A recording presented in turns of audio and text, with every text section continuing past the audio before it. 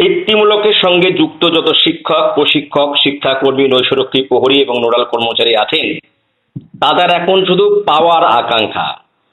লড়াইটা হচ্ছে শুধু পাওয়ার জন্য।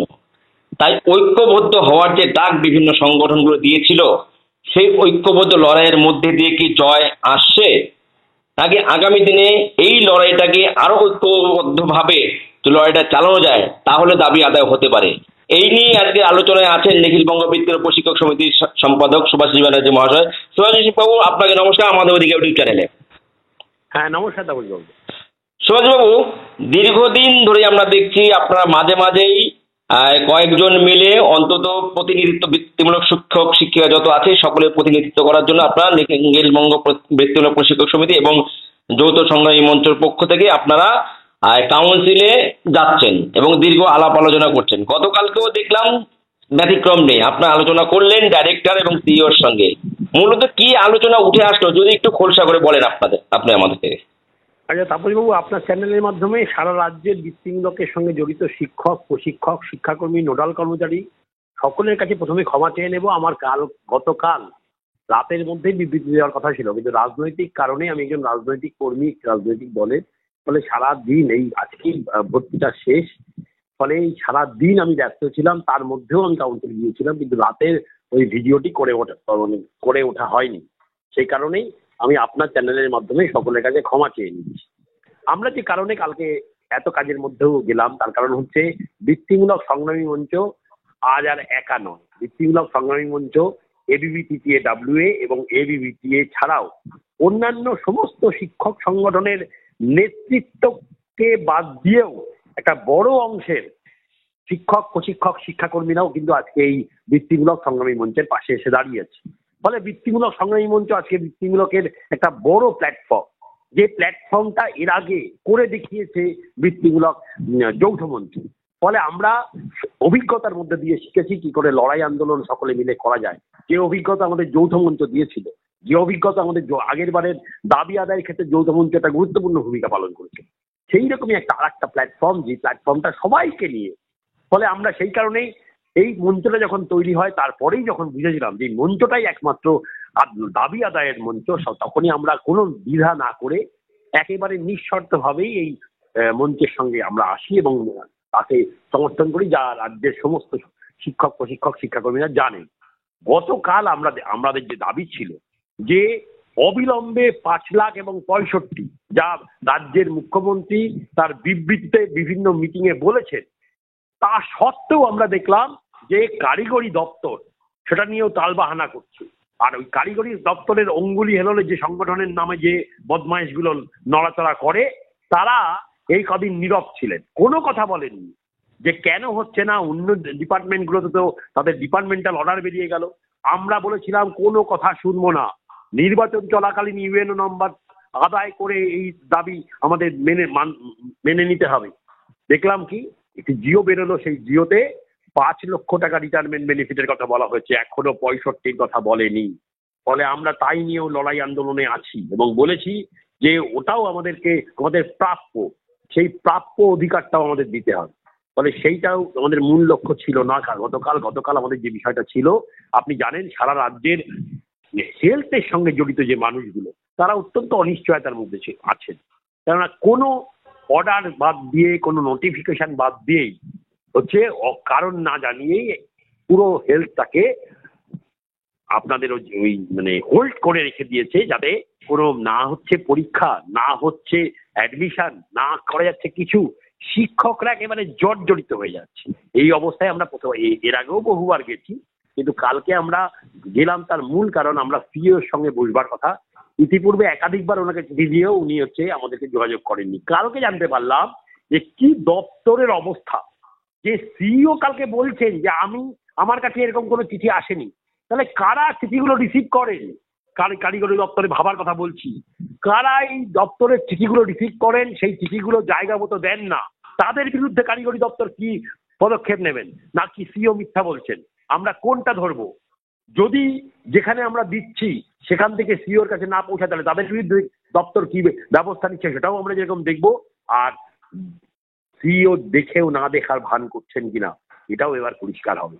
যাই হোক, এই আলোচনাতে যখন আমরা গেলাম তখন সংগ্রামী মঞ্চের যারা নেতৃত্ব, অর্পণ মজুমদার, সৌমেন তালুকদার, আমি, আরো অন্যান্যরা, সমীর ভাস্কর, বিপ্লব বণিক, আমরা সকলেই যখন গেলাম ক্যাটাগরিক্যালি একেবারে 1, 2, 3, 4 করে আমরা যখন বলবার চেষ্টা করলাম, সৌমেন যখন কাগজ দেখিয়ে একের পর এক যে কাগজ আমাদের কাছে রক্ষিত আছে একেবারে, সেই কাগজের বিভিন্ন সময় এই যে গেজেট নোটিফিকেশন আছে সেই নোটিফিকেশন, তার পরবর্তীতে কারিগরি দপ্তরের যে বক্তব্য, সবটা দেখিয়ে যখন আমরা ধরলাম পিওকে, তিনি নীরব। তিনি বললেন, হ্যাঁ আমরা দেখছি কি এই সমস্যাটা মেটানোর একটা চেষ্টা করছি, কিন্তু এইভাবে আমরা বললাম আপনি এইভাবে কেন, যেভাবে ইচ্ছে চালান, কিন্তু যে এক্সিস্টিং ভোকেশনাল যা চলছে, যা 18 বছর ধরে হেলথের এই ডিপার্টমেন্টটা চলছে, সেইটাকে আপনারা কেন হোল্ড করে রেখেছেন সেটা মানুষকে জানান। ফলে সেই বিষয়ে বিস্তারিত আলোচনা করলাম এবং তারা পারলেন না আমাদের সঙ্গে, কারণ আমরা আইনের দ্বারস্থ হওয়ার কথা যেই বলেছি, তখন উনি বললেন যে না, আমরা বিষয়টা নিয়ে আলোচনা করছি এবং যাতে দ্রুত একটা সমাধান বের করা যায় সেটা দেখছি। আমরা বললাম আর কতদিন? এরপরে আমরা ছাত্রছাত্রী অভিভাবকদের নিয়ে কারিগরি ভবন ঘেরাও করে দেব। এই সমস্ত বিষয় যখন আলোচনা চলছে তখন একটা প্রথমে চেষ্টা করেছিলেন আমাদেরকে দমিয়ে দেবার, কিন্তু জানেন তো যে 18 বছর ধরে আমরা এই লড়াই করছি, আর না পাওয়ার লড়াই, দেয়ালে পিঠ থেকে যাওয়ার লড়াই। ফলে সেই কারণেই কালকে টের পেয়েছেন যে ঐক্যবদ্ধ হলে কি হয়। ফলে আমরা যে কথা বারবার করে বলছিলাম, কালকে আমরা সে কথা প্রমাণ করতে পেরেছি যে ঐক্যবদ্ধ হলে শক্তি আরো বেড়ে যায়। ফলে এই ঐক্যবদ্ধতার শক্তিতেই কালকে যখন উনি বলছেন যে হ্যাঁ এনইপি মডেলে আমরা চেষ্টা করছি কারিগরি শিক্ষাকে নিয়ে যাওয়ার, আমরা বললাম ওয়েলকাম করবো আমরা, কিন্তু এনইপি মডেলে শিক্ষক প্রশিক্ষকের যে বেতন, সেই টাকাটা কবে থেকে দেবেন সেটা বলুন। আপনি এনইপি মডেলের গল্প শোনাচ্ছেন আমাদের। রাজ্য সরকার তো এনইপি করবে না বলে এসিপি বানালো। তাহলে আপনার মডেলটা এনইপি হলে দিদিমণি খুশি হবেন তো? দিদিমণি তো এসিপি বলেছেন। এনইপি আর এসিপির মধ্যে যে কোনো পার্থক্য নেই, যেটা আমরা মাইক ফুকিয়ে বলছি, সে কথাই কালকে কারিগরি দপ্তরের আধিকারিকদের কথায় বেরিয়ে এলো যে আসলে মোদি মমতার কোনো তফাৎ নেই। সেটাই আমরা কারিগরি দপ্তরে কালকে আরেকবার প্রতিষ্ঠা পেল। যাই হোক, আমরা যে কথা বারবার করে বলবার চেষ্টা করেছি যে অবিলম্বে এক্সিস্টিং হেলথের, ওনারা বললেন যে কিছু হেলথের শিক্ষক নাকি এখনো আছেন যাদের কিছু মানে কোয়ালিফিকেশনের ক্ষেত্রে কিছু সমস্যা আছে, সেই মানুষগুলোকে আমরা তখন বললাম যে 384 জিওর পরে প্রত্যেকে, যা বলা হয়েছিল জিওতে, সেই জিওর পরে প্রত্যেকে এমইএস কোর্স করে নিয়েছেন, তাদের শিক্ষাগত যোগ্যতার মান। তারপরেও যদি কেউ থাকেন যারা এই কোর্সটা করেননি, যে সুযোগ সেই সময় সরকার দিয়েছিল, সেই সুযোগ থেকে যারা নিজেদেরকে সরিয়ে রেখেছিলেন, তাদের সঙ্গে আমরা বলবো যে তাদের পক্ষে থাকার মতো জায়গায় আমরা নেই। তার কারণ আমরা দেখেছি এই সংখ্যাটা 2-4-5 জন ছাড়া তার বেশি হবে না। ফলে সেই সংখ্যাটাকেও আমরা বলবো যে আপনারাও আপনাদের নিজেদের গার্ড নেওয়ার জন্য তৈরি হন। আমরা বলেছি কারুর কাজ যাওয়া আমরা তার বিরোধী, কিন্তু সেক্ষেত্রে তো সিস্টেমে একটা ব্যাপার আছে, এই সিস্টেমের যা ব্যবস্থাটা আছে সেই ব্যবস্থার মধ্যে আপনাদেরকে আসতে হবে। ফলে এটা গেল একটা দিক। দ্বিতীয়ত, আমরা যে কথা বারবার করে বলছিলাম যে কারিগরি দপ্তরে, ভাবুন তো, কারিগরি দপ্তর আপনারা ঢাকঢোল পিটিয়ে 2013-তে একটা নতুন করে গেজেট নোটিফিকেশন করে ভোকেশনালকে টেকনিক্যাল এডুকেশনের মধ্যে নিয়ে এলেন। তাহলে টেকনিক্যাল এডুকেশনের মধ্যে যদি ভোকেশনাল যায়, টেকনিক্যাল এডুকেশনের যে আরো দুটো উইংস আছে, পলিটেকনিক এবং আইটিআই, পলিটেকনিক এবং আইটিআইতে 65 বছরের কাজ করার অধিকার আছে। তাহলে পলিটেকনিকে 65 বছরের কাজ করার অধিকার থাকবে, আইটিআইতে থাকবে, ভোকেশনালে কেন থাকবে না? অবিলম্বে ভোকেশনালেও 65 বছরের কাজের অধিকার দিতে হবে। ফলে এটা দাবি নয়, এটা আমাদের ন্যায্য পাওনা। তার সঙ্গে আমরা ইতিপূর্বেই বলেছিলাম পে স্কেল, আমাদের পোস্ট স্যাংশনের কথা। আমরা কারণ বারবার করে পোস্ট স্যাংশনের কথা বলছি, তার কারণ দীর্ঘ 18টা বছর আমরা বলেছিলাম যে বিগত সরকার তারা যাওয়ার আগে যে ফাইল তৈরি করে রেখেছিলেন, সেই ফাইলের 2টি পোস্ট, একটি শিক্ষক একটি প্রশিক্ষক, তা ছিল। আপনারা প্রয়োজনে সেই ফাইলের সাহায্য নিন বা নতুন করে আপনারা শিক্ষক প্রশিক্ষকের 2টি পোস্টকে আপনারা উন্নীত করে সকলকে, যারা ভোকেশনাল এক্সিস্টিং শিক্ষক আছেন তাদের সকলকে এই সিস্টেমের মধ্যে নিয়ে আসুন। তারপরে যে অতিরিক্ত পোস্ট থাকবে সেই পোস্টে আপনারা নতুন নিয়োগ করুন। তাহলে ভোকেশনাল আস্তে আস্তে চলবে। আপনাদের এই পিবিএসএসবি এবং প্রাইভেটাইজ করে দেওয়ার যে প্রচেষ্টা, তার বিরুদ্ধে সামগ্রিক ভোকেশনালকে আমরা ঐক্যবদ্ধ হওয়ার ডাক দিয়েছি। এখন বলছি, কেউ কারুর বিরুদ্ধে কোনো কথা না বলে ভোকেশনালের ভালোর জন্য সবাই এগিয়ে আসুন। কোনো কাউকে নেমন্তন্নের প্রশ্ন নয়, এই দাবিটা আপনার, এই লড়াইটা আপনার। ফলে সকলে যদি এগিয়ে আসেন, এগিয়ে সেটা ঐক্যমত্যে আসতে পারেন, তাহলেই আগামী দিনের লড়াই আন্দোলন আমরা সংহত হবে। আমরা 18 তারিখের ডেট দিয়েছি। আমরা বলেছি যদি এর মধ্যেই সমাধান না হয় তাহলে ছাত্র, শিক্ষক, অভিভাবক এই সকলকে নিয়ে আমরা 18 তারিখ কারিগরি ভবন ঘেরাও করে দেবো। আমরা পরিষ্কার করে বলেছি যে আমরা 3টে টায়ারে আলোচনা, আপনাদের সঙ্গে আমাদের লড়াই, আস্থার লড়াই এবং আইনের দ্বারস্থ, এইভাবেই আমরা চলছি। ফলে সেই লক্ষ্যেই আমরা আগামী 4 তারিখের পরে খোঁজ নেব যে দপ্তর থেকে আমরা যে চিঠি করেছি দপ্তরকে 18, দপ্তর কি বলছে 18 জন্য আমাদের পারমিশন দেবেন কি দেবেন না। যদি না দেন তাহলে আমরা আদালতের দ্বারস্থ হব।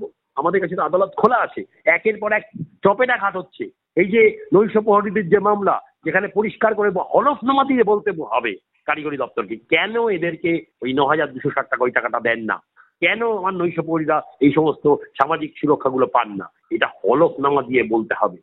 আমরা বলেছি শিক্ষা দপ্তরের সব আধিকারিকরা কিন্তু জেলে আছে, এটা যেন কেউ ভুলে না যায়। শিক্ষা দপ্তরটাই এখন জেলে। ফলে কারিগরি শিক্ষাও আগামী দিন কি পরিণতির দিকে যাচ্ছে তাও যেন মাথায় থাকে। 18 বছরের এই ক্ষুধার্ত মানুষদের সঙ্গে কোনো প্রতারণা করার চেষ্টা করলে তিনি যেই হন না কেন তার রেহাই নেই।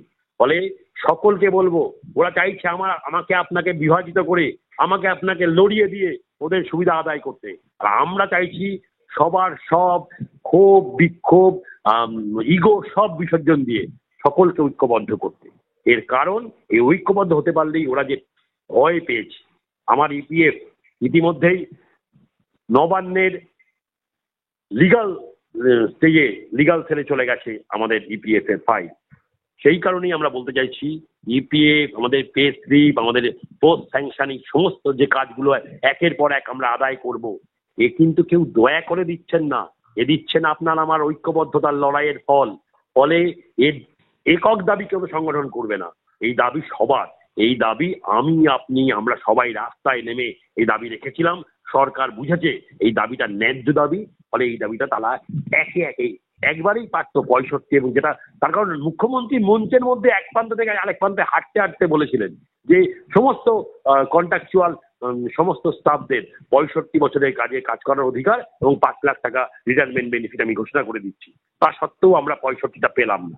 এইরকম একটা সরকার যারা মঞ্চে যা বলে কাজের বেলায় তা প্রতিফলিত হয় না।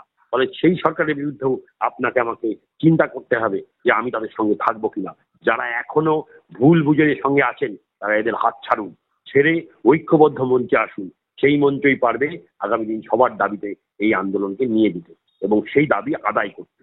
আমরা আপনাদের বলেছি যে শিক্ষক, প্রশিক্ষকরা আপনাদের কাছে অনুরোধ যেটা, সেটা হচ্ছে কোনো কেউ একটা কথা আপনাদের বলো সেটা নিয়েই সবাই আলোচনা শুরু করে দিলেন, তা না করে নেতৃত্বের উপর ভরসা রাখুন এবং নিজেরা যোগাযোগ করুন, কথা বলুন, আপনাদের মতামত শেয়ার করুন। তার কারণ বৃত্তিমূলক যৌথ সংগ্রামী মঞ্চের একটা গ্রুপও আমরা করে দিয়েছি, টেলিগ্রাম গ্রুপ।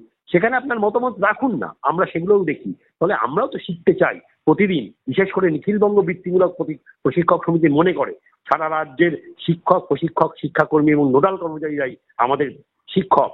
তারা আমাদেরকে অনেক কথা এমন বলেছেন যে কথাগুলো আমরা আজকে লড়াই করে একে একে, নোডালের ক্ষেত্রেও তাদের ফাইল ইতিমধ্যেই প্রসেস হয়ে গেছে, তাদের সঙ্গেও আমরা একই সাথে নোডাল এবং সাধারণ শিক্ষক, প্রশিক্ষক, শিক্ষাকর্মী, আমাদের নৈশ প্রহরীদের যাদের জীবন মানের উন্নতি ঘটানো যায়। এই যে কোর্টে যে টান পড়েছে না নৈশ প্রহরীদের নিয়ে, সেটা যদি কোর্ট হলফনামা দিয়ে বলতে বলেছে, মানে বুঝতে পারছেন তো যে কারিগরি দপ্তরের উপর কোর্টও কিন্তু অসন্তুষ্ট।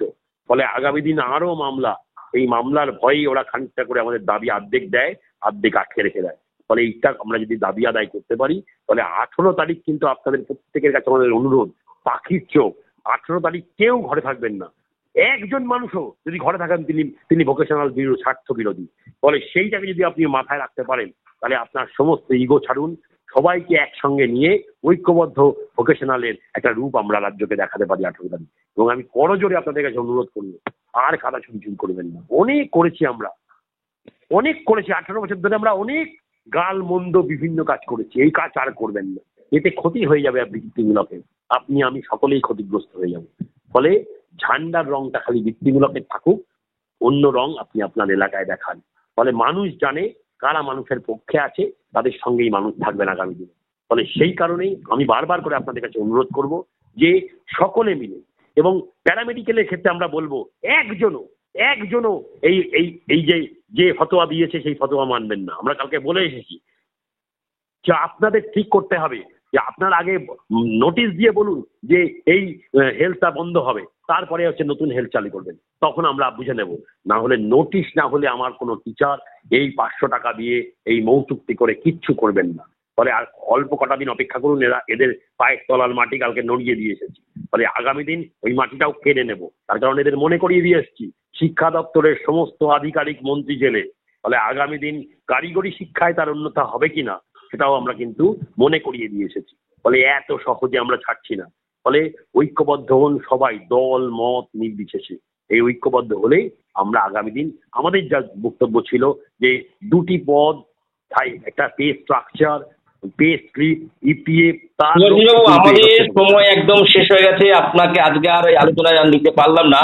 আপনার যে মূল্যবান বক্তব্য দিলেন সেই মূল্যবান বক্তব্যটা আমরা সাধারণ যত শিক্ষক প্রশিক্ষক শিক্ষাকর্মী নৈশরক্ষী পড়িয়া আছেন সকলের কাছে আপনার এই বার্তা আমরা পৌঁছে দেবো এবং আপনাদের বৃত্তিমূলক উন্নতি হোক এইটুকু আশা রেখে আজকে আলোচনা শেষ করছি। ধন্যবাদ সুভাষবাবু। আপনাকে অসংখ্য ধন্যবাদ।